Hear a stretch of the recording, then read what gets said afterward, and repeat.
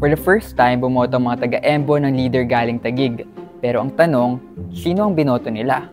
Well, panalo pa rin si Mayor Lani Cayetano laban kay dating Congressman Arnel Serafica. Itong mapa na to pinapakita kung gaano karami ang bumoto kay Cayetano sa bawat barangay.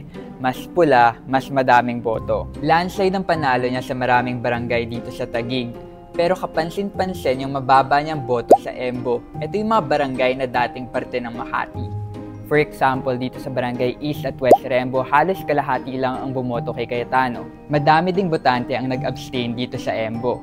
Dito sa Barangay Sembo, higit 1,000 ang di bumoto para sa mayor. Kung maalala nyo, hindi agad tinanggap ng mga taga-Embo yung Supreme Court decision na nagsasabi na parte na sila ng Taguig. Marami sa kanila yung worried na hindi na nila matatanggap yung mga services at benefits na dati nilang natatanggap sa Makati. Naging mainit din ang banggaan sa pagitan ni Makati Mayor Abby Binay at Mayor Lani Cayetano pagdating sa agawan sa teritoryo at property sa Embo. Kung maaalala nyo, pinasarado ng Makati yung ilang mga public facilities sa Embo.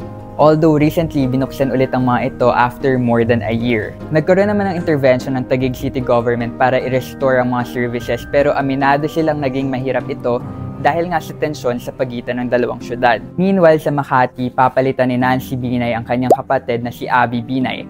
Tinalo niya ang kanyang brother-in-law na si Luis Campos. Nung nag-ikot-ikot tayo sa Embo, ang panawagan ng mga residente ay accessible social services. Nung na-interview natin si Senator Nancy Binay, ang sabi niya okay naman daw sila ni Mayor Lani Cayetano at willing siyang makipag-usap. Ngayong mayor na ng Makati si Nancy Binay at re-elected naman si Cayetano sa Taguig, mareresolba na kaya ang issue sa pagitan ng dalawang syudad?